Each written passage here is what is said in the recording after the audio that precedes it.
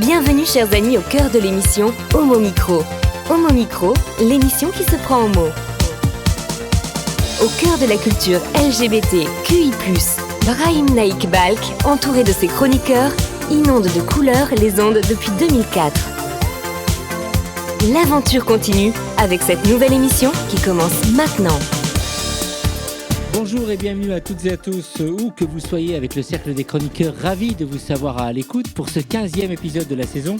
En fin d'émission, par téléphone, nous aurons le plaisir d'accueillir Anne-Catherine Mesure, la présidente de l'association Images Homo, qui organise le festival de cinéma LGBTQIA+, de la région Occitanie. Elle nous fera découvrir en détail cet événement qui débute cette semaine.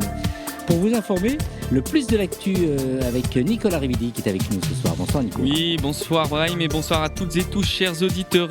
Bonne année puisque nous sommes encore au mois de janvier et bonne année électorale même puisque le 9 juin prochain se dérouleront les élections européennes et ça tombe bien puisque c'est le sujet du premier plus de l'actu de 2024. Et culturez-vous avec Jean-François Kérissi. Bonsoir à tous, très belle année, puisqu'on ne s'est pas encore vu cette année, donc belle année, plein de belles choses à vous tous. Et nous allons ce soir parler de Maurice Béjart. On va commencer par l'année 2024, par l'immense chorégraphe Maurice Béjart. On a fait pire quand même. Et il sera question aussi de notre bonne copine à tous, Amanda Lear, icône parmi les icônes, pour sa pièce L'argent, la vieille.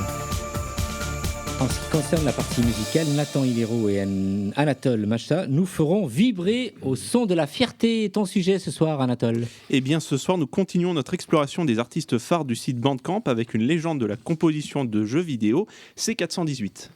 Nathan Hilero, bonsoir à toi. Bonsoir Brahim, comment est-ce que ça va ? Ça va, merci. C'est toujours un plaisir de t'avoir avec nous et aussi Anatole. Oui, effectivement, ça fait toujours plaisir d'être toujours plusieurs à réaliser l'émission. Et donc, du coup, ce soir, moi, je vais vous présenter une très grande artiste de jazz qui a fait sa renommée notamment dans les années 2000, au début des années 2000, qui s'est fait connaître avec un morceau et qui, depuis, d'ailleurs, au final, enchaîne les bonnes prestations.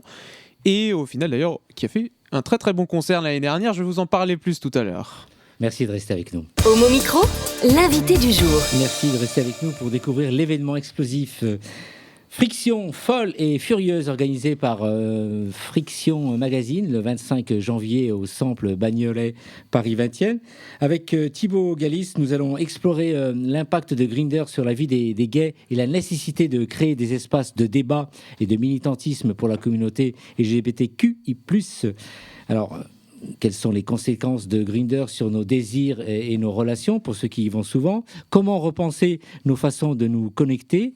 Cependant, Thibaut, avant de parler de tout ça, j'aimerais que tu te présentes. Bonsoir Thibaut. Bonsoir, alors je m'appelle Thibaut Galis, je suis auteur, metteur en scène et là j'interviens notamment parce que je suis auteur chez Friction Magazine et on organise avec toute la belle équipe une soirée qui s'appelle la Friction folle et furieuse. Ouais. Alors tu peux nous en dire un peu plus concernant cette soirée ? Exactement, alors la Friction folle et furieuse, c'est une soirée qu'on a voulu monter parce qu'on trouvait qu'il n'y avait pas assez d'espace communautaire pour réfléchir aux questions PD. Notamment, je pense qu'on a tous et toutes aussi assez touchés par le livre PD qui a été écrit par un collectif justement, et notamment le texte de Camille Desombres qui faisait état de finalement de très peu d'espace de care communautaire pour les personnes gays. Et on s'est dit que ça serait intéressant, nous, à notre échelle, d'apporter notre petite pierre à l'édifice. Et on l'a vraiment conçu comme une soirée pour réfléchir ensemble, à plusieurs, de manière solidaire, et de réfléchir à ces questions qui nous animent.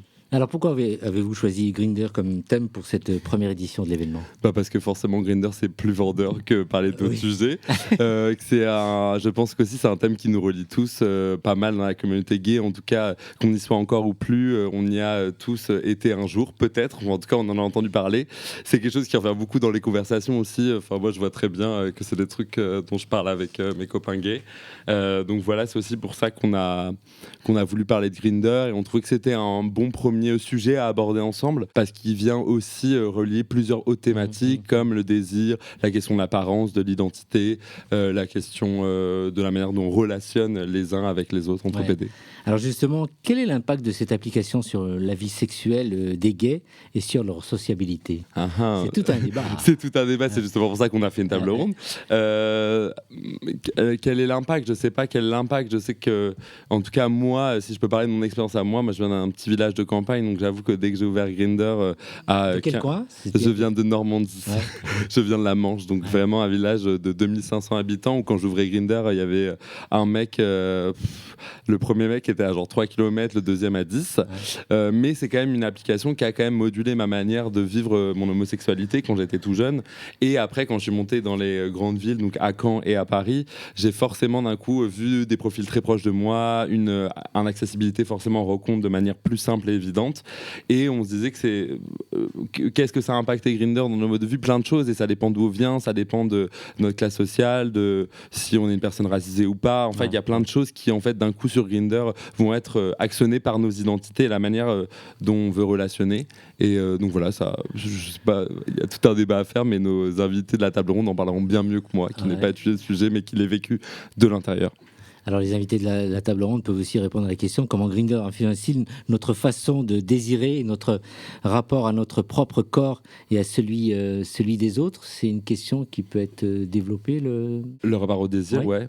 Qu'on trouve hyper important dans la communauté. Enfin, en tout cas, je pense que dans la manière dont on a d'être PD, forcément le désir et la manière dont on perçoit le corps des autres, on perçoit son propre corps, quelles sont les normes de beauté aussi, comment d'un coup on peut être bankable quand on est dans une campagne reculée, on l'est plus du tout à Paris, comment d'un coup les espaces aussi, je sais que Paul Alia qui a parlé, enfin qui sera à la table ronde, expliquait comment en fait on vit pas du tout de la même manière Grindr si on habite en banlieue ou si on habite à Paris centre, que d'un coup les rencontres sont différentes, se font de manière différente.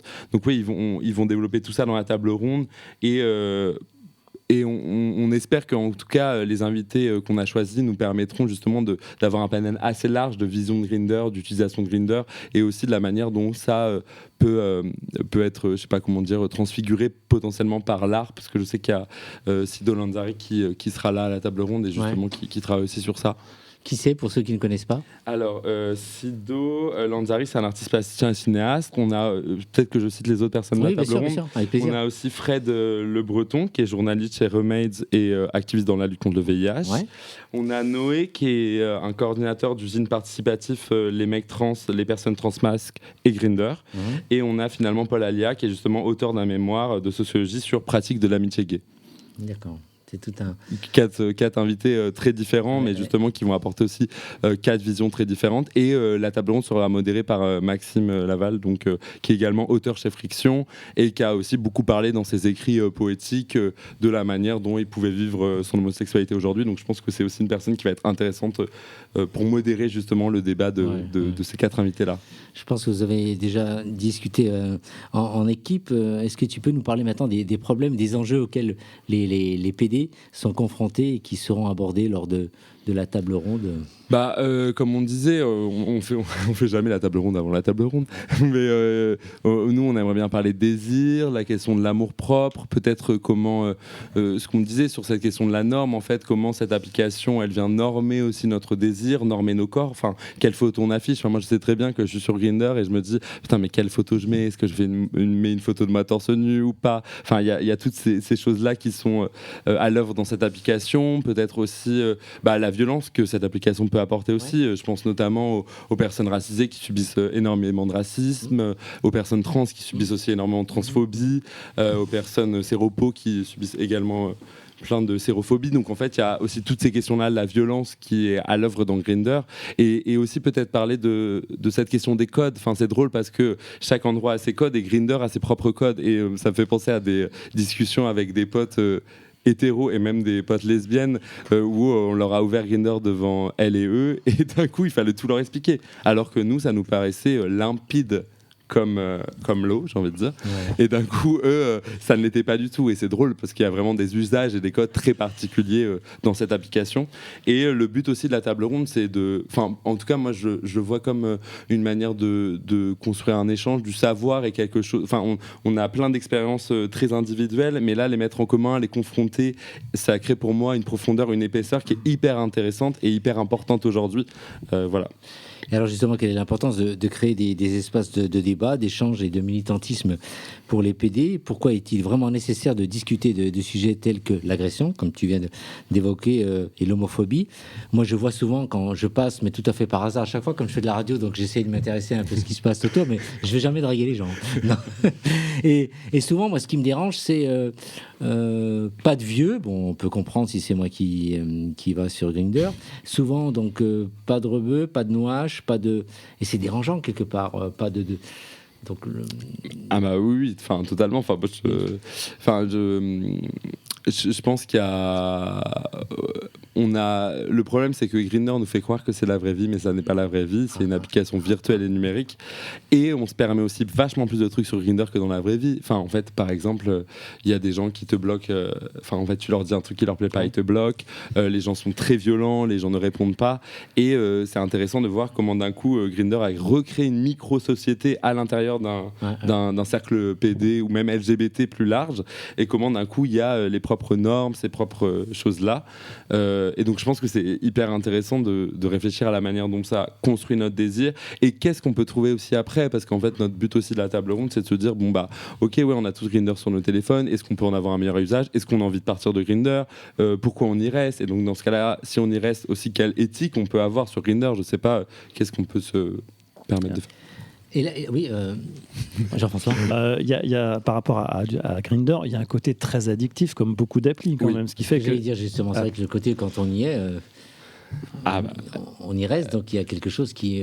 c'est volontaire quelque part, on essaie à chaque fois de capter notre attention. Alors je suis pas spécialiste de Grindr, mais oui, de ma propre expérience, enfin je pense que la manière dont est conçue l'application, notamment, elle peut s'apparenter à une addiction qui peut être celle à certaines molécules, enfin notamment les TAPS qui nous envoient d'un coup des trucs, enfin des boosts d'ego très forts, enfin c'est même fait comme ça, enfin c'est drôle, c'est une flamme, on a l'impression que d'un coup on est de plus en plus chaud, de plus en plus bouillant, et puis c'est une application qui fonctionne sur un modèle assez capitaliste quand même, enfin on est quand même sur un supermarché des corps, avec littéralement une grille où on peut choisir ce qu'on veut, enfin c'est comme ça, et je pense que oui, notre cerveau aussi s'habitue à la manière dont ces applications fonctionnent, mais comme Tinder, enfin toutes les applications de rencontre fonctionnent aussi sur un modèle où justement on doit ressentir du manque pour y retourner.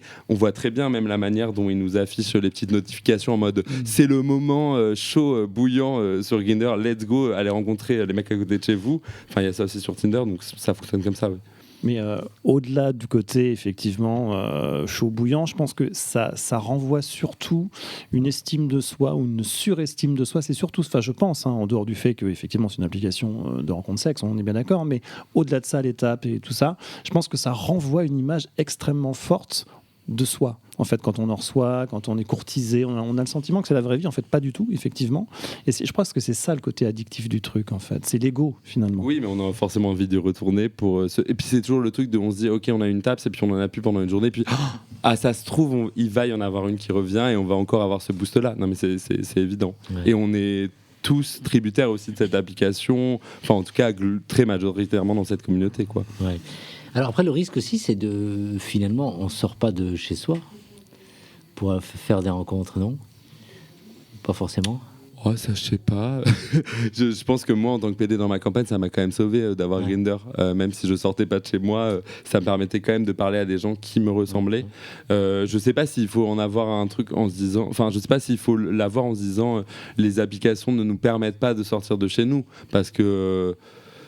Enfin, je sais pas, après chacun a ses usages, après ça nous permet de sortir de chez nous et de rentrer dans un autre appartement peut-être, je sais pas, ça nous permet d'aller dans des partous par exemple, je sais pas, non mais il y a plein de manières de concevoir l'application. Après je sais pas, c'est justement nous on voudrait réfléchir à justement qu'est-ce qu'on en fait de cette interface numérique qui nous est offerte et qu'est-ce qu'on peut en faire, et voilà, je sais pas. Tu animes aussi un atelier d'écriture. Ouais. Quel est l'objectif, si tu pouvais nous expliquer? C'est parti un peu de... Quand on a monté La Folle et Furieuse, on s'est dit qu'on aimerait bien une soirée assez polymorphe, justement avec plusieurs moments assez différents. On s'est dit qu'on commencerait bien par un atelier d'écriture, parce qu'on n'allait pas le faire à 23h après que tout le monde ait pris sa petite bière, donc on commencerait bien par ça. Ensuite table ronde, ensuite blind test et ensuite DJ set. Et je sais pas, j'ai dit aux copains et copines, je leur ai dit mais en fait ce serait un peu drôle d'écrire sur des profils Grindr, de s'amuser étudier un peu, à voir comment d'un coup, avec l'écriture, on peut essayer de comprendre quels sont les codes un peu formels, j'ai envie de dire littéraires de Grindr. Toutes les abréviations, ou peut-être la manière dont les profils s'articulent autour de certains mots, pourquoi il y a certains mots qui reviennent tout le temps, d'autres pas du tout, qui sont totalement absents de ce vocabulaire-là, et essayer de voir aussi comment, à partir de toute cette norme, j'ai envie de dire littéraire de Grindr, et parce que je pense que c'est une matière littéraire comme toute matière qu'on vit, j'ai l'impression qu'il ne faut pas du tout dans l'écriture hiérarchiser les matières textuelles qu'on a, comment on peut à partir de cette matière créer peut-être de la poésie, du poème, voir comment d'un coup le désir peut grandir via l'écriture, comment on peut travailler le désir dans l'écriture à partir de ces termes-là. Ou pas du tout, justement, ou sans l'affranchir totalement. Parce que c'est drôle, des fois, on va être très direct, c'est comme une application où la langue a une importance très forte, notamment dans le fait que ça soit très direct, qu'on va très vite à l'essentiel. Et puis, des fois, on arrive et puis... C'est pas du tout ça, en fait. C'est pas du tout ça. Et alors, qu'est-ce qui se passe? Ça, je sais pas. À chacun, ça, c'est pas raconté, mais bon, voilà. Donc après, justement, qu'est-ce qu'on peut trouver de poétique à l'intérieur de ça et qu'est-ce qui se passe après qu'on ait passé la porte? C'est toujours ça aussi qui m'intéresse. Me dire, ok, on a cet échange très formel et qu'est-ce qu'on fait après, quoi. Musique, tout ça, il y a un DJ qui aussi participe à la soirée. XP, c'est un DJ qui s'appelle XP, qui est notamment dans un collectif qui s'appelle la Discoquette. Voilà, on trouvait ça important de faire mixer aussi des gens qui font partie de cette communauté LGBT, PD notamment à Paris. Voilà, et on trouvait ça chouette d'animer la fin de cet événement avec justement un blind test qui est justement présenté par Maxime et Benjamin, qui est un blind test un peu sur la question des rencontres gays avec des thèmes en mode salut, on est 4, TTBM 45, voilà, des thèmes un peu fun vraiment sur Grindr, et pour se dire qu'on peut être intelligente mais on aime également faire la fête, et que ça peut être fun aussi de s'amuser, et qu'en fait on peut traiter des sujets importants, peut-être violents, peut-être tristes, peut-être intenses, mais on peut aussi trouver après ça des espaces de réparation, de care, et être ensemble et communier ensemble. Enfin, en tout cas, moi, je vois la fête comme ça, quoi. Donc voilà. Grindr, ça reste la première application gay Oh là, ça, je sais pas. J'ai pas fait de recherche. Enfin, moi, c'est pas la première application que j'ai installée, mais... mais alors, Tu voulais intervenir, Nicolas? Ouais, et c'est parce que... En fait, ce que je trouve assez intéressant et paradoxal sur Grindr, c'est que d'un outil qui a l'air d'être un outil d'émancipation, en fait, c'est un outil qui reproduit en réalité la nécessité de planquer la sexualité gay. Et c'est exactement la même chose dans les backrooms, c'est exactement la même chose dans tout un tas d'espaces qui sont sur le papier des espaces de conquête d'émancipation et qui en réalité ne font qu'entretenir la norme sociale qu'on attend de nous. Et je voulais savoir si dans cette si à la table ronde ou si dans les sujets qui allaient être abordés, il y avait aussi ce paradoxe en fait qui fait qu'on est les otages, à mon avis, alors j'ai beaucoup utilisé Grindr à un moment, je l'utilise plus maintenant, j'utilise plus les backrooms, comme quoi. Voilà, on change aussi. Mais voilà, il y a quand même ce paradoxe qui m'interpelle, et je voulais savoir si tu avais un avis là-dessus, ou si c'était dans les réflexions, par exemple, qui oui, forcément, c'est dans les réflexions, je pense, qui vont être amenées à être discutées à la table ronde. Notamment, je pense à tous les profils assez anonymes qui sont sur Grindr et qui, justement, se cachent. Enfin, c'est trop bizarre, c'est donc un espace de grande liberté, Grindr, parce qu'on peut à peu près tout y dire, malheureusement, tout y faire, malheureusement. Envoyer tout ce qu'on veut, malheureusement, et heureusement à plein d'autres endroits. Et pour des personnes justement qui ne veulent pas assumer leur sexualité, c'est d'un coup un espace de liberté, même s'ils sont cachés dans la vraie vie. Donc je pense que oui, ce paradoxe-là de être renfermé, être très ouvert, va forcément être discuté dans la table ronde. Après, moi, qu'est-ce que j'en pense? Je sais pas, moi je suis parce que même en fait, même pour les personnes qui assument leur sexualité, c'est-à-dire que chez Ardisson, il y a 10 ans, on parlait des chandelles ou autre, et puis c'était une blagouze, et puis finalement tout ça véhiculait une image un peu sympathique, un peu festive, un peu moderne. Personne ne parle des clubs gays. Il y a pas cette. J'ai l'impression qu'on n'a pas réussi à passer ce plafond de verre. C'est pas pour rien que nos lieux de baisse sont en souterrain, quoi. Il y a quand même toute une iconographie dans la structuration architecturale même de là où on fait l'amour, là où on baise, qui en soi interpelle, quoi. Je veux dire, on n'est pas dans les étages d'un truc, d'un immeuble haussmannien, et tu aimerais, etc. Mais en fait, c'est pas que j'aimerais, c'est que à partir du moment où les deux où il y a cette différence-là, elle m'interpelle.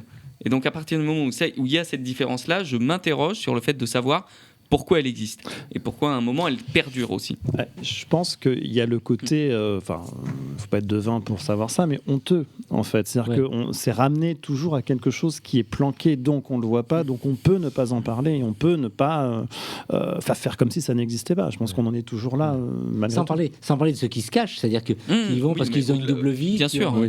Qui ont une femme, des enfants, tout ça, et qui profitent justement de ces bordels. Ou un mari même, parce qu'on n'est pas imperméable à tout. Oui. Donc voilà, il y a, depuis le mariage, il y a aussi des hommes qui trompent leur mari, des femmes qui trompent leur femme, et voilà. Et c'est.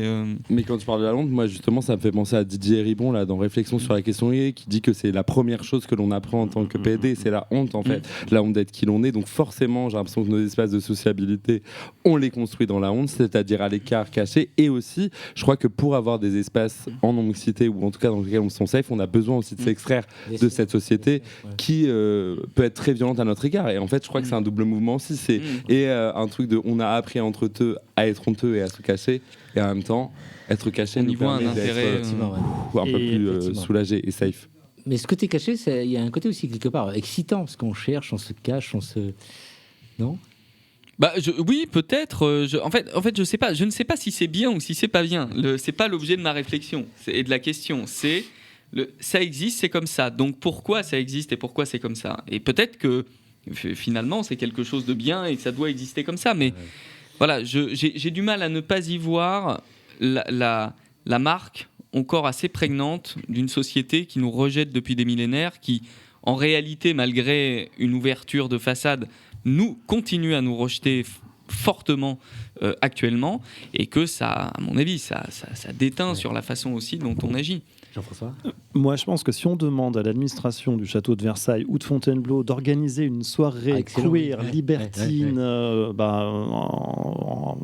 en extérieur, parce qu'il y aura le magnifique jardin Le Nôtre, et utiliser la galerie des glaces pour jouer à cache-cache. Nicolas, tu vas pouvoir. Effectivement. On peut essayer. Si on y arrive, à mon avis, on est les champions du monde. Bonne idée. C'est la première édition là. C'est la première. La première. Donc c'est la seconde, moi, je vous propose d'inviter Nicolas Rivigny en tant que spécialiste avec son expérience. Il peut animer des tables rondes. Je suis sûr que. Alors oui, mais on va pas que faire sur Grindr, donc on va varier les sujets. Parce que, par exemple, on aimerait bien traiter de la question des violences sexuelles, la question peut-être aussi de faire la fête, par exemple, chez les PD, qu'est-ce que ça veut dire, la question du trouble des comportements alimentaires, les violences aussi racistes dans la communauté LGBT. On aimerait bien en fait brasser plein de sujets qui nous intéressent et dont on parle. Vous savez, c'est un peu ces petites discussions qu'on a des fois au bord d'une backroom ou dans le fumoir d'une soirée PD, puis on les a pendant 10 minutes. Bon, là, on se dit, vas-y, ok, on va tous y atteler pendant 4 heures et on va parler sérieusement et rigoler. C'est sympa. Je sais pas, moi, j'invite les gens qui nous écoutent à venir nous voir. Ça va être super sympa. Merci. Alors, dernière peut-être question. J'avais non, c'est pas une question. En fait, c'est juste un film qui était très très bien, qui s'appelle Jour de France, qui avait été réalisé par Jérôme Rébaud et qui parlait de deux mecs, d'un couple, et il y en a un qui quitte l'autre et qui décide de descendre dans le sud. Donc, il part du nord, descend dans le sud et de faire des étapes hôtels avec Grindr, ou un autre, voilà. Donc en fait, il s'arrête un peu partout et il fait ses rencontres comme ça. Et son mec le suit pour essayer de le retrouver. C'est la première fois qu'on parle dans un film long métrage classique, non porno et non interdit au moins de 12 ou 16 ans. C'est la première fois que ces applications sont citées. Donc j'avais trouvé ça sympa. Ça date de 2017. Ça s'appelle Jour de France. Donc voilà. Oui, Thibaut. Je me suis dit, j'ai oublié de présenter un peu ce que c'était Friction Magazine. Je me suis dit, ça peut être bien de. C'est l'occasion, effectivement. On aurait pu commencer par ça, mais finir par ça. Hop là. Justement, en plus, on m'a bien briefé avant de venir, comme ça, j'espère que je vais être super. Non, mais Friction, en tout cas, c'est un média qui a été monté en 2017 par De Guin et un PD, Gaël Matata et Leslie Prel, et Mathieu Fouché. Qui devait être là ce soir. Exactement, qui devait être là ce soir, mais qui n'est pas là. Mais je porte également sa parole et la mienne ensemble. Et justement, pour donner de la visibilité à des initiatives culturelles, festives ou militantes qui les faisaient vibrer à ce moment-là. Et l'idée, c'était de créer un espace qui avant tout réponde à leurs besoins et aux besoins des gens qui étaient proches d'eux. Et justement, grâce à Friction, il y a eu des espaces festifs qui se sont créés de liberté et également des moments de réflexion et également il y a un site qui est accessible où il y a plein d'articles, d'interviews de personnes LGBT, de chroniques, de textes poétiques, littéraires, et justement c'est un bel objet que j'invite les gens à aller consulter aussi. C'est une source, c'est une matière très passionnante autour de notre vie LGBT aujourd'hui. Peut-être citer un peu les gens de l'équipe, donc Leslie, est-ce qu'il y en a d'autres qui n'ont pas été cités ? Il y a Benjamin et Maxime justement. Ouais. Voilà, en tout cas pour cette chose-là, on sera les 4 co-organisateurs de cette Folle et Furieuse. Alors vous donnez rendez-vous au Sample à Bagnolet, jeudi 25. Moi, je sais jamais les dates, j'oublie les prénoms. Jeudi 25, c'est ça. Et ça commence à partir de 18h. Il y a atelier d'écriture, mais il est déjà complet. Je suis désolé. Non, il faut pas s'inscrire, il faut venir et les gens peuvent payer sur place. La table ronde est à 19h45. Ensuite, on doit avoir le blind test. Attendez que je dise pas de bêtises, à 21h15. Et à 22h15, on fait la fête avec XP qui nous fera des super mix. Je viens de recevoir un SMS de Nicolas qui demande lui s'il y a une soirée après minuit, 1h, un peu genre partout, tout ça, non? Non, c'est pas non. Qui a envoyé ce SMS? La question code de Brahim. Voilà, je l'ai bien posé. C'est merveilleux. Tu te doutes bien que pour ce genre de questions, je ne m'encombre pas d'un SMS, je la pose directement. Ah, exactement. J'ai ma fierté quand même. Merde. Effectivement. Merci Thibaut. Mais de rien, c'était un plaisir. Tu restes avec nous pour la suite de l'émission? Oui. Très bien, merci. Vous écoutez Homo Micro, une émission de et avec Brahim Naik Balk. Et nous allons passer à Nathan Hilero qui va nous présenter un super beau morceau. Nathan qui passe au moins 3-4 heures sur Grindr tous les jours. Vrai ou faux? Non. Faux. C'est faux, je le précise. Bref, sinon, aujourd'hui, nous allons quand même parler d'une très grande artiste puisqu'il s'agit nul autre que de Norah Jones. Il faut savoir que du coup, dans le firmament de la musique contemporaine, Norah Jones brille comme une étoile unique, éclairant nos vies avec sa voix douce et son approche raffinée du jazz. Depuis ses débuts avec l'album emblématique Come Away With Me, elle a conquis le cœur du public avec son talent éclectique, sa musicalité profonde et une présence scénique envoûtante. Née Gitali Norah Jones Shankar le 30 mars 1979 à New York, Jones a été exposée dès son plus jeune âge à une palette musicale diversifiée en raison de son héritage musical varié. Son père étant le célèbre musicien Ravi Shankar. Ce melting pot musical s'est manifesté dans la formation de son style unique. Le premier album de Jones, Come Away With Me, a été une percée sensationnelle. Avec des chansons mélancoliques et envoûtantes comme Don't Know Why, l'album a remporté plusieurs Grammy Awards et a établi Norah Jones comme une artiste incontournable du jazz contemporain. Bien que souvent associée au jazz, Norah Jones a constamment repoussé les limites de son propre genre. Elle explore des horizons musicaux variés, incorporant des éléments de country, de folk et de pop dans son répertoire. C'est cette volonté d'explorer et de fusionner qui maintient sa musique fraîche et captivante. Jones s'est également distinguée par ses collaborations exceptionnelles avec des artistes de renom tels que Ray Charles, Willie Nelson et Outkast. Sa capacité à s'adapter à différents styles et à créer une connexion musicale authentique avec ses partenaires en fait une artiste recherchée pour des duos et des projets collaboratifs. Son album Daybreaks, en 2016, a marqué un retour du jazz plus traditionnel, avec une interprétation raffinée de standards du genre. Jones y montre une fois de plus sa maîtrise du piano et sa capacité à interpréter avec émotion des ballades intemporelles. La voix de Norah Jones est son instrument principal. Avec une intimité et une douceur qui semblent raconter des histoires personnelles, chaque note est imprégnée d'une profondeur émotionnelle. Son timbre velouté et son phrasé nuancé sont les caractéristiques qui la distinguent sur la scène musicale.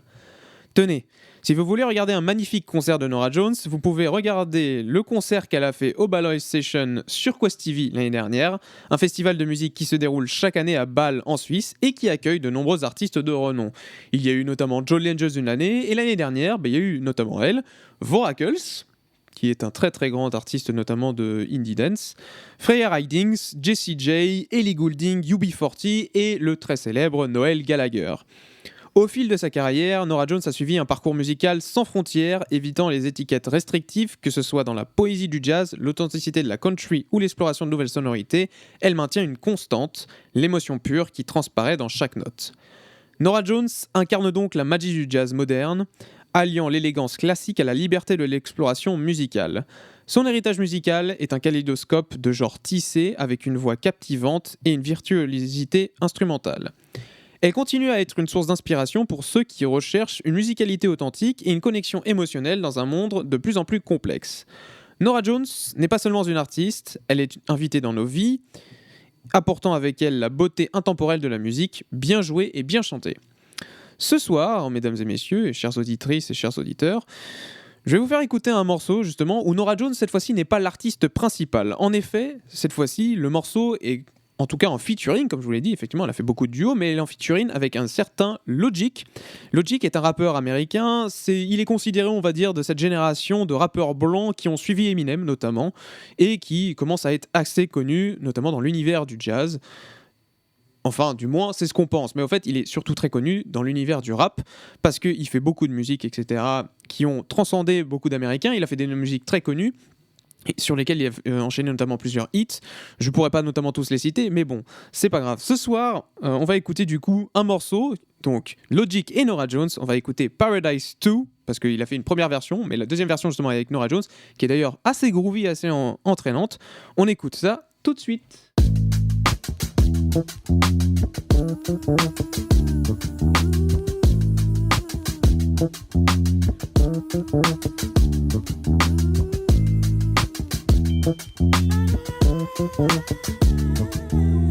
Cruising through the borderlands, catch a vibe. Fatherhood, my hustle nowadays. I'm making music on the side. I confide in the page. Weed smoke, fill the air like sage. 32 my age. I spot a couple grays, feel my blood pressure raise. No longer are the days of my childhood. My priority nowadays is making sure my wife and my child good. Stepping to me, I wish you would. Lord of the Rings, my bling shine like Elijah Wood. Yeah, the lows be low, but the highs be good. Beneath the sheets like an Isley Wood. I pick up the mic on my God, he good. Retired and came back just like they thought he would. Feeling invasive. I'm trying to face it. The rest is basic.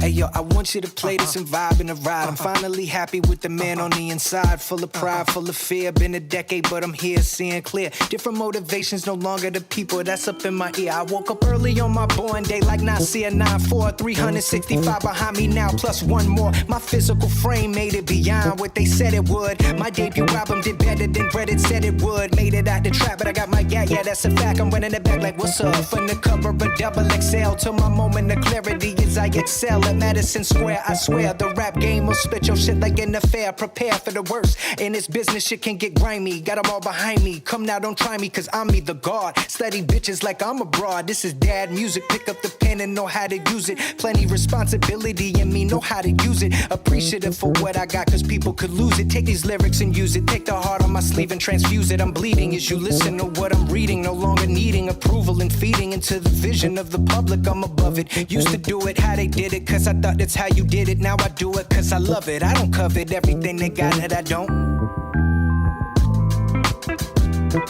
Let me out on the water. Bring me into your sunny day. Bring me out on the water.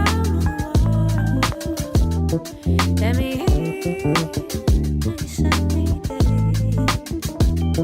Give me out of this water. Bring me into your sunny day. Give me out of this water. Let me into your sunny day. Stop trying to make it right. Gotta keep it nice and light. Won't you take me for a ride? Take me into paradise. Gotta keep our heads tonight, even if it makes a fight. Take me into paradise. Here I am in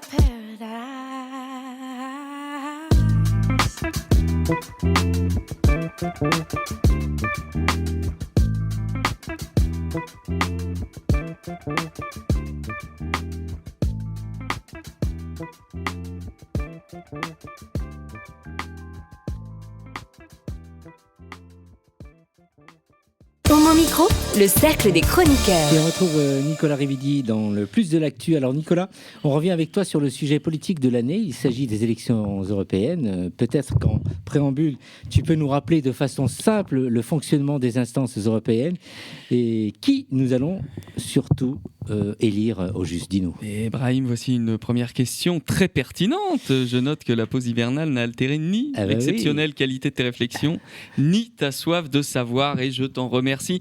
Alors contrairement évidemment à certaines et certains candidates et candidats qui se demandent encore ce qu'ils vont bien pouvoir faire de leur mandat, à part s'engraisser sur le dos des contribuables européens. Alors Voilà, l'Union européenne, que ses détracteurs se plaisent, et détractrices, se plaisent à décrire comme une usine à gaz, a en réalité un fonctionnement assez simple. Elle est divisée en 3 pouvoirs, législatif, exécutif et judiciaire, qui regroupent 7 institutions principales, dont le Conseil de l'Union européenne et le Parlement européen, qui partagent le pouvoir législatif.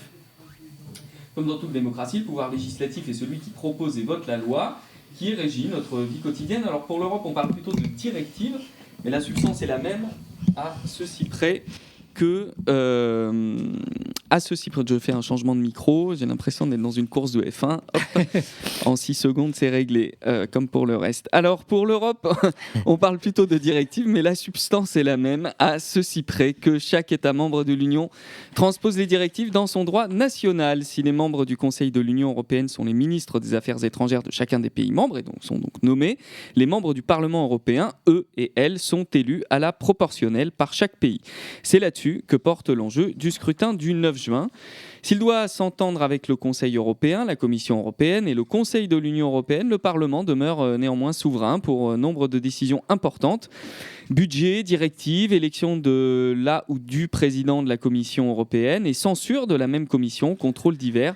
Les citoyens que nous allons envoyer au Parlement européen au printemps prochain auront un rôle déterminant dans la politique de l'Union pour les 5 ans qui viennent. Effectivement, c'est un peu plus clair autour de la table et pour nos auditrices aussi, je l'espère.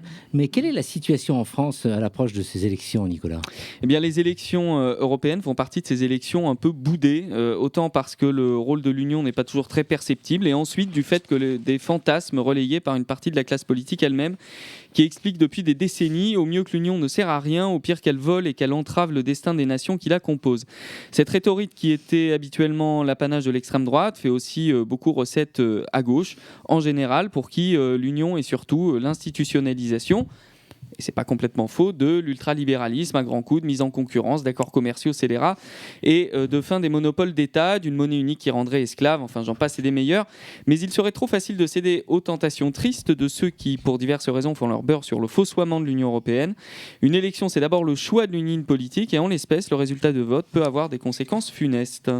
En effet, en France, en tout cas, on annonce l'extrême droite en tête. Aïe, aïe, aïe. Eh ben oui, c'est le marronnier à chaque élection. Le cercle des chroniqueurs. L'extrême droite est première, l'extrême droite représente un risque. Donc votez Macron et nous vous protégerons. Ce discours dont on nous gave littéralement depuis bientôt 7 ans échoue à faire oublier que nombre des réformes de ce gouvernement, sans réelle colonne vertébrale, sont directement inspirées des fantasmagories de l'extrême droite, et qu'il n'y a pas de raison de penser qu'après les avoir imposées au Palais Bourbon, elles ne vont pas vivre une seconde vie dans les couloirs du Parlement européen. En réalité, le danger ne vient pas tant de l'extrême droite que de tous les partis qui reprennent ces idées et s'en font les amplificateurs à chaque élection. On nous parle donc désormais pour l'Europe de contrôle des frontières, de quotas de migrants, de sécurité, de réarmement de l'Allemagne, de réarmement civique, démographique et militaire en France aussi. On nous annonce une Europe détricotée, proclamant la domination des nations, le patriotisme économique, cette périphrase du protectionnisme le plus crasse. On attaque le plombier polonais ou le Rome, on s'assoit sur les atteintes aux droits humains en Hongrie, on se laisse corrompre par des lobbyistes avisés, on a léché le cul de Poutine pendant près de 2 décennies sans y détecter le moindre goût de merde. À chaque fois, cela est le fait non seulement des partis d'extrême droite, mais aussi de tous les autres. Voilà aussi que l'on sort de cette Europe, comme l'Angleterre, comme s'il s'agissait là d'une épicerie à la carte. On pique aussi dans la caisse, emploi fictif, eurodéputés absentéistes, enfin bref, on se castagne poliment au Parlement. Ces partis qui revendiquent eux-mêmes d'être des barrages à l'extrême droite sont en fait, par effet de cumul, les principaux promoteurs des idéologies qu'ils prétendent combattre. On n'est pas sorti du sable, comme dirait l'autre. Alors l'attaque est un peu abrupte. Est-ce que ce n'est pas une vision un peu déprimante, Nicolas ? Bah écoute, j'ai 41 ans et disons que je m'intéresse, en tout cas, que je comprends à peu près le sens de tout ça depuis que j'ai une dizaine d'années. Cela fait donc 30 ans au bas mot et 6 élections européennes que je constate qu'il n'y a aucune vision dans la propagande électorale. Les mêmes thématiques reviennent sans cesse. La fin de Schengen, la fin de la PAC, en passant par la fin des normes, la fin de l'euro. Là encore, c'est un effet de cumul. Mais si l'on additionne les angoisses d'une classe politique larguée, nombriliste et inculte, on obtient l'agenda de la tristesse. Il est quand même dramatique qu'en dehors d'Erasmus et de l'euro, on soit collectivement incapable de citer un seul accomplissement notable de l'Union européenne en près de 40 ans. Faire ce constat, c'est pas enterrer l'Europe, c'est au contraire appeler à une insurrection de la pensée pour se projeter dans un idéal qui dépasse notre personne et nos problèmes, c'est-à-dire faire de la politique la vraie. Et cela passe par un projet. Exactement, cela passe surtout aussi par de l'optimisme. Alors objectivement, qui est excité par le fait d'avoir uniquement des chargeurs USB-C, des normes d'inifugation qui font que l'on ne peut pas brûler des drapeaux en manif, ou encore une position sur les GAFAM ou l'intelligence artificielle? On s'en fout. Ça n'a strictement aucune importance. C'est le degré zéro de la conscience politique. C'est l'abjection ultime de la victoire de l'utilitaire sur l'essentiel. L'Europe s'imposera d'elle-même quand 400 millions de personnes se réveilleront le matin en se disant « Tiens, quel beau jour en Europe ». Quand les mêmes millions d'humains verront dans tous les autres des frères et des sœurs et non des concurrentes et des concurrents. Quand ces mêmes millions se remémoreront que le nationalisme c'est la guerre et que le temps des nations est révolu. Quand cette même multitude verra dans un geste prompt et commun un destin qui les dépasse et les protège des discriminations. Quand les milliers d'hier prendront par la main les milliers de demain pour les mener sur un chemin fait d'égalité, de liberté, de fraternité, mais aussi unis dans leurs différences parfois subtiles. Quand les millions respireront un air pur, verront leur santé considérée et leur éducation assurée. Quand ces mêmes millions, renforcés par d'autres millions d'ailleurs, convergeront autour d'un élan moderne et de progrès. Quand enfin les millions à venir verront devant leur téléviseur ou sur leur écran de smartphone une Européenne marcher sur la Lune, qu'un vaisseau spatial européen aura amené là-bas ou encore ailleurs. Bref, quand un enfant, parmi ces anonymes, rêvera sans entrave et écrira « Les comptables obsessionnels sont aussi dangereux que les fascistes compulsifs et les nationalistes radicaux. Ils tuent la possibilité du rêve. » Et le plus de l'actu ce soir, Nicolas? Hier, nous étions à la manifestation contre la loi immigration et malgré le temps gris et frisqué, il y avait un peu de monde. Il y avait aussi une idée toute simple qui disait « Viens, humain ». Nous sommes là. Ce devrait être ça, le programme d'une liste aux élections européennes. Mais en attendant, et même si je ne suis pas toujours emballé, j'irai tout de même voter le 9 juin pour une liste de gauche. Et je vous invite évidemment à faire de même. Et notre invité, justement, Baptiste, tu vas faire de même, tu vas voter. On va pas demander pour qui. Baptiste, déjà, c'est Thibaut, mais j'adore. Pardon, Thibaut. Alors, je vais répondre pour Baptiste. Alors, Baptiste, il irait voter pour. Qui n'est pas là oui, non mais plus. bien évidemment que je vais voter à gauche. Et c'est super, il faut voter à gauche. Je ne sais pas quoi dire d'autre, à part que voilà, il faut aller vers un projet social et solidaire. Et toi, Thibaut? Jean-François. Alors Raymond, il va aller voter, oui. Non, il y a quand même à gauche, il y a quand même quelques figures intéressantes. Je sais pas si on peut Glucksmann, je sais pas comme ça. Je sais pas ce que ça vaut, mais non, là ils font tous la gueule. Bon, alors on va l'enlever. Non, pas spécifiquement la gueule. Moi, j'attends. En fait, non, mais j'en sais rien en fait. En fait, tu sais, quand tu es à gauche, tu attends un projet. Bon, il n'y a pas de projet. Voilà, moi, je ne donne plus un blanc-seing à quelqu'un qui a plus de projet. De quoi Ça fait des lunes qu'il n'y a plus de projet. Oui, non, parce que non, parce qu'il y a eu des projets, mais voilà, moi je ne donne pas un blanc-seing à quelqu'un en disant voilà, je m'appelle Glucksmann. Pourquoi on me donne pas un blanc-seing? Parce que je m'appelle Rividi. Voilà. Mais on te donne un blanc-seing, Nicolas, c'est que tu n'en profites pas. Bien sûr, mais parce que Glucksmann est le fils d'eux et qu'à ce titre, il jouit d'une pénétration, j'allais dire, dans le milieu médiatique et politique, parce qu'on lui reconnaît juste une légitimité de ce simple fait-là. Il a quelques accomplissements, mais je veux dire, à un moment, le projet. Pourquoi on ne fait pas de projet? Effectivement. Alors peut-être que quelqu'un va sortir un peu comme ça. On a encore quoi? 5 bons mois. C'est en juin, non? Ouais, c'est en juin. Donc. 9 juin, le 9 juin, c'est le dimanche. Normalement, vous n'avez rien à foutre. Avec un peu de chance, il pleuvra. Et en général, votre bureau de vote se situe à moins de 10 minutes à pied de votre logement. Donc, vous pouvez, ça prend pas beaucoup de temps. Sauf en Normandie. Ouais, exactement. Sauf en Normandie, c'est vrai. Normalement, il faut prendre la voiture en fait pour y aller. Alors, dans le village de Normandie, dont mon mec est originaire, a priori une demi-heure à pied. Ah, pas mal, pareil. Thibaut, si Nicolas Rividi se présentait, tu voterais pour lui? Oui, bien évidemment. Non, je savais pas. Un programme. Alors, quel est ton programme? Rividi a un programme. Rividi, pour l'instant, n'a pas de programme. Ah, ma merde, voilà. Donc, non, je ne voterai pas. Exactement, c'est bien. Merci, Nicolas. Homo Micro, le cercle des chroniqueurs. Et nous allons passer maintenant à la chronique culture au programme. Le chorégraphe Maurice Béjart, raconté par Jean-Pierre Pastori dans son livre Béjart, et Amanda Lear pour son retour au théâtre, Libre dans l'argent de la vieille. Jean-François Kérésic. Eh bien, je vais commencer par notre ami Béjart, puisque l'auteur Jean-Pierre Pastori, dont j'avais déjà parlé ici à propos du livre qu'il avait fait sur Johnny S., compagnon de route de Charles Trenet, ça nous pousse. Cette fois-ci, Jean-Pierre Pastori nous parle dans son bref opus de Maurice Béjart, créateur démiurge, comme il aimait à se qualifier parfois lui-même. Maurice Béjart est né à Marseille.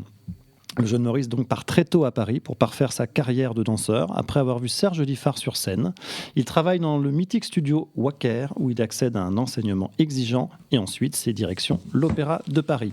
Très vite, Béjart ressent le besoin de créer au-delà de ses rôles. Il propose sur ses premières chorégraphies une émancipation des codes et travaille avec des musiciens contemporains comme Stravinsky, Pierre Henry, qui est quand même un excellent musicien de musique concrète, l'un des créateurs de la musique concrète d'ailleurs avec Pierre Schaeffer.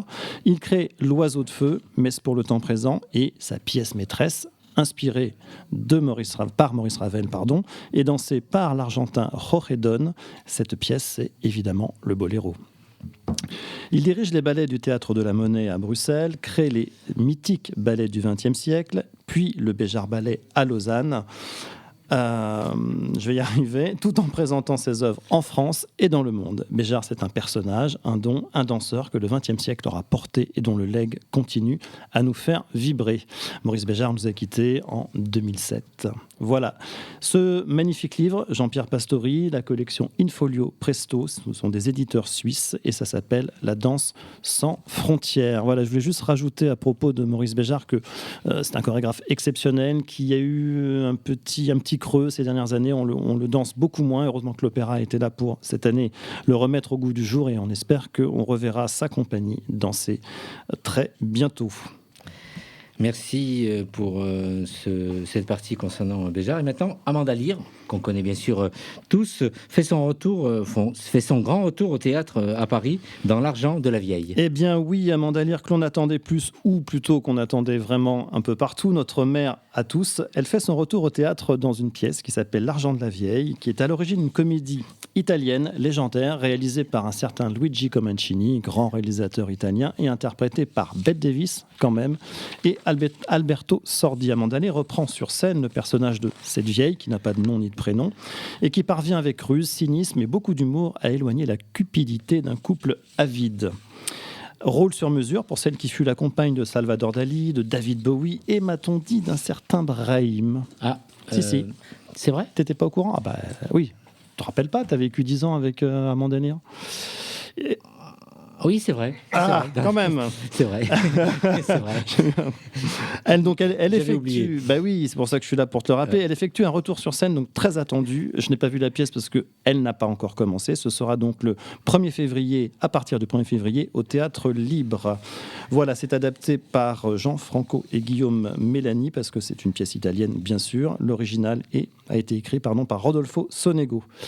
Voilà, et puis je voulais juste rajouter aussi sur Amanda Lear que en ce moment elle a une vibe musicale puisque Chanel a repris son tube Follow Me, donc elle a gagné un pognon fou, nous dit-elle. Voilà, alors j'ai constaté qu'elle suit mes stories sur Insta, donc je ne désespère pas de l'inviter un jour. Ici, sait-on jamais, on peut rêver. Ce serait exceptionnel, mais peut-être que 2024, année bisextile, je ne sais pas, ça porte chance. Il va falloir affûter notre répartie, parce qu'elle est diabolique. C'est vrai.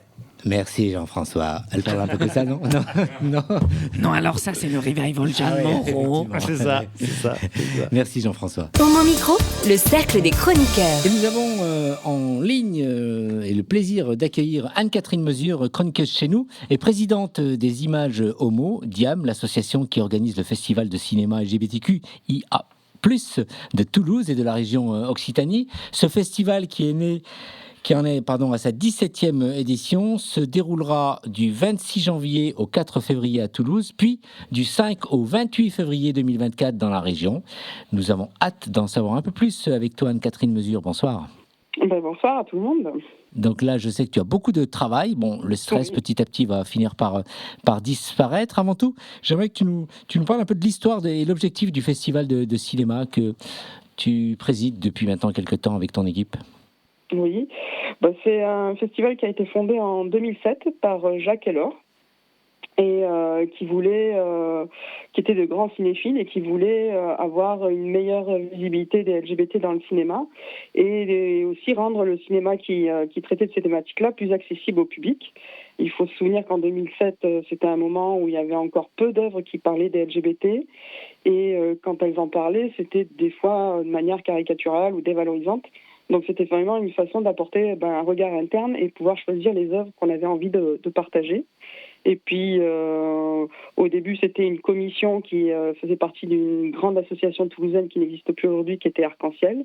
Et puis, au bout de quelques années, ils ont dû créer leur propre association parce que ça prenait de l'ampleur et donc à ce moment-là, il fallait un peu plus d'autonomie. Et depuis, on continue. On est les héritiers et les héritières et on continue leur travail puisqu'ils sont partis au bout des 10 ans. Étant donné que c'est un travail qui demande beaucoup d'énergie quand on est bénévole, ils sont partis ensemble et ils nous ont laissé le bébé à surveiller. Quels critères sont pris en compte pour la sélection des films ? Alors, comment la programmation est élaborée ? Moi, en tant que programmatrice, je fais les recherches d'œuvres. Donc, je regarde dans les autres festivals, que ce soit au niveau national et aussi étranger, puisqu'au sein de l'équipe, on est plusieurs à parler et à savoir traduire l'espagnol, l'anglais et à faire des sous-titres. Donc, ça nous donne un peu plus de marge de manœuvre. Et quand je trouve des œuvres, je les partage avec mes camarades. Et là, on crée des comités en interne de visionnage. Donc, on se spécialise sur les formats documentaires, fiction, long métrage, court métrage. Et moi, je suis à l'écoute de tout le monde. Et j'essaye d'avoir une vision un peu plus globale que ceux qui sont sur une mission en particulier. Et comme ça, on est toujours en quête que la programmation en global soit assez diversifiée et avec des thématiques, des œuvres qui soient à la fois de qualité et aussi qui aient des thématiques rares que l'on voit peu dans le cinéma commercial. Donc on a toujours cet objectif que, en gros, l'idéal serait que les différentes communautés LGBTQIA+, arrivent à trouver au moins une œuvre qui leur corresponde et qui leur parle. Et donc c'est un peu ce qu'on essaye de faire dans l'idéal. Après, dans la pratique, c'est toujours plus pragmatique, il faut faire en fonction de ce qu'on a, mais on est toujours dans cette quête de diversité et de rareté. Les nouveautés et les points forts de cette 17e édition du festival, Anne-Catherine ? Alors les nouveautés, on est content parce qu'on est arrivé à avoir sur les œuvres 46,45% d'œuvres réalisées par des femmes, donc on est presque à la parité et ça c'est important pour nous que la place des femmes dans le cinéma soit aussi bien présente et pas que à l'image mais aussi dans la réalisation. Et sur les points forts, on va avoir pas mal d'invités et aussi on s'est approprié, puisqu'on est sur l'année des JO en France, on s'est approprié la thématique du sport pour apporter notre regard LGBT. Donc questionner sur la place des femmes dans le sport, la place des personnes trans dans le sport inclusif. Et par exemple, on a demandé à l'équipe Gay Friendly des Twins sur Toulouse de nous aider en apportant leur propre expérience et regard là-dessus. Et on s'est aussi associé à un lycée toulousain pour créer une exposition sur le sport féminin de haut niveau. Et avec la participation d'élèves qui ont comme ça créé une exposition et qui vont créer aussi une petite vidéo sur le projet qui a été mené par les enseignants de cet établissement qui est le lycée Urbain Vitry. Voilà. La 17e édition démarre le 26 janvier jusqu'au 4. En plus, ça s'agrandit puisque ça va jusqu'au 28 février en passant par les autres régions, c'est ça ? Par les autres départements, oui, on est sur 12 départements d'Occitanie et un petit peu de Nouvelle-Aquitaine.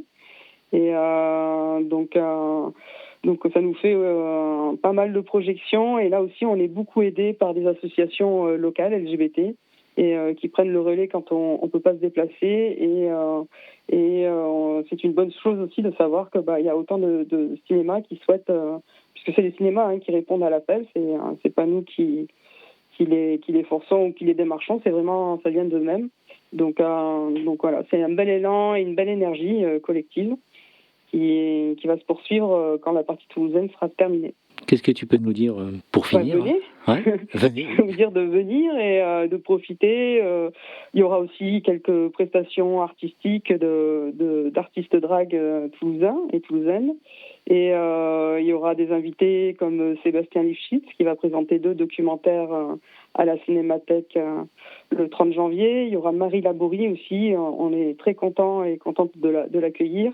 Donc l'animatrice sur Arte qui va venir présenter son documentaire Lesbienne, quelle histoire et qui est justement sur la visibilité et le besoin d'avoir des repères quand quand on comprend sa différence et qu'on arrive à la nommer, il y a un moment où on a besoin de se projeter sur des modèles comme ça. Donc c'est un documentaire qui était très attendu et donc voilà, qui sera au Pâté Wilson le dernier samedi, donc le 3 février.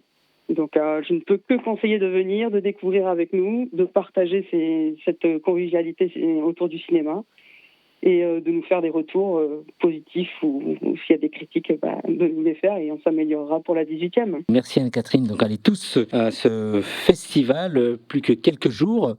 Et merci à toi et on te retrouve très vite dans mon micro. Ben oui, ouais. Quand le festival sera passé, ça va bien. Merci beaucoup, on t'embrasse très fort et bon courage. Merci beaucoup. Bon festival, à bientôt, au revoir et bonjour à toute l'équipe surtout. Merci, je leur ciao, ciao. Homo Micro, l'émission LGBTQI+, qui se prend au mot. Anatole, dernier son, le son de la fierté, c'est ? Eh bien, nous allons continuer à nous intéresser à l'univers de la plateforme Bandcamp et nous allons particulièrement nous intéresser au début de la plateforme, car il faut savoir, avant d'être un espace multigenre pour la musique, Bandcamp s'est fait à ses origines comme une spécialité pour recueillir des OST de jeux vidéo. Mais avant de vous dire quoi que ce soit sur l'artiste de ce soir, eh bien, je vous propose d'écouter ce petit extrait.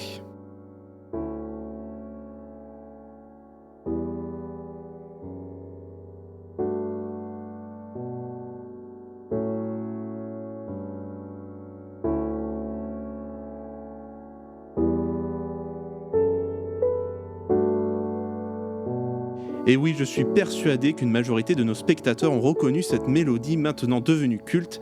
Il s'agit de Sweden, l'un des morceaux classiques de la bande-son de Minecraft. Un jeu qu'on ne présente plus. Cet album auquel la plateforme doit une partie de sa popularité initiale, c'est bien évidemment le volume alpha de l'OST de Minecraft, composé par CK18, alias Daniel Rosenfeld. Daniel est né le 9 mai 1989 en Allemagne de l'Est. Très tôt, il développe un intérêt pour la musique et commence à explorer la composition électronique. Ses premières œuvres témoignent de son attrait pour l'expérimentation sonore et son exploration des possibilités offertes par la création musicale électronique. Il apprend à composer de la musique sur des versions anciennes de Schism Tracker au début des années 2000, puis son frère, qui l'initie à la composition musicale sur DAW, lui fait découvrir Ableton Live. En 2007, C418 lance un blog où il poste une nouvelle musique chaque semaine. En même temps, il commence à s'intéresser à l'audio et au développement de jeux vidéo, ce qui le fait rejoindre un forum de développeurs indépendants nommé TIG Source, où il s'implique dans la création de nombreux petits jeux. Son activité le portera finalement à travailler comme compositeur et sound designer dans des jeux indés. Sur TIG Source, C418 commence à collaborer avec le créateur de Minecraft, Marcus Persson. Il était responsable initialement des effets sonores, puis proposa de s'impliquer aussi sur la musique du jeu, et la faible puissance du moteur son du jeu demanda au musicien allemand d'être inventif dans sa création. À partir de 2011, il crée la musique qui deviendra emblématique pour des millions de joueurs à travers le monde. Ses compositions minimalistes, très inspirées par Eric Satie et Brian Eno, contribuent de manière significative à l'atmosphère immersive et relaxante du jeu. Des morceaux comme Sweden et Wet Hands sont notamment devenus des classiques et ont marqué toute une génération. Étant un travailleur indépendant, Daniel Rosenfeld n'était pas salarié de Mojang, la société à l'origine de Minecraft. Il possède cependant les droits sur toutes les musiques du jeu, et son premier album issu de son travail sur le jeu de Marcus Persson, volume alpha suivi de volume bêta, lui permet d'avoir le retour de tous ses royalties, chose assez rare dans l'industrie du jeu vidéo, mais chose aussi qui ne va pas plaire à la société Microsoft. En effet, le 15 septembre 2014, la multinationale racheta à Marcus Persson son studio Mojang avec Minecraft. Si le jeune compositeur continua encore à produire quelques morceaux pour le jeu, il fut rapidement écarté par Microsoft qui ne voulait pas que les futures musiques soient hors de leur contrôle légal. Parmi les nouveaux compositeurs, on compte l'excellente Lena Raine, connue pour l'OST du jeu Céleste, qui a su apporter sa propre patte.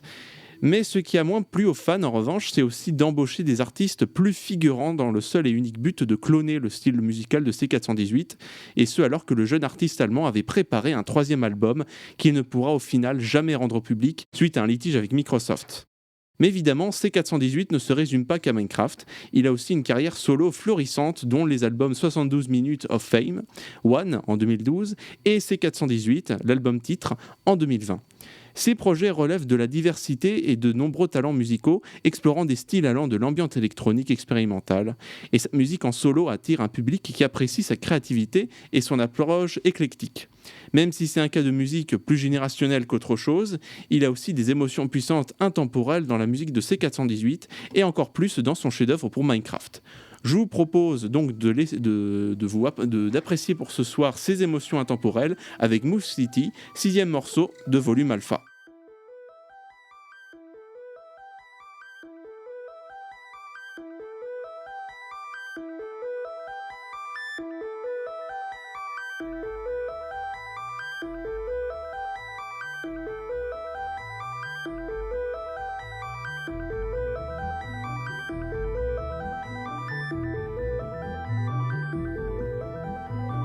C'est terminé pour ce soir. Merci Thibaut. Merci à vous de l'invitation et au plaisir de vous retrouver jeudi. À très vite, à jeudi. Au revoir Nicolas. Oui, au revoir Brahim et merci de m'avoir invité aussi. Jean-François, ciao ciao.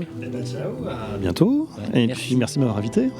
Merci Anatole, merci Nathan. À très vite, bonne semaine à vous.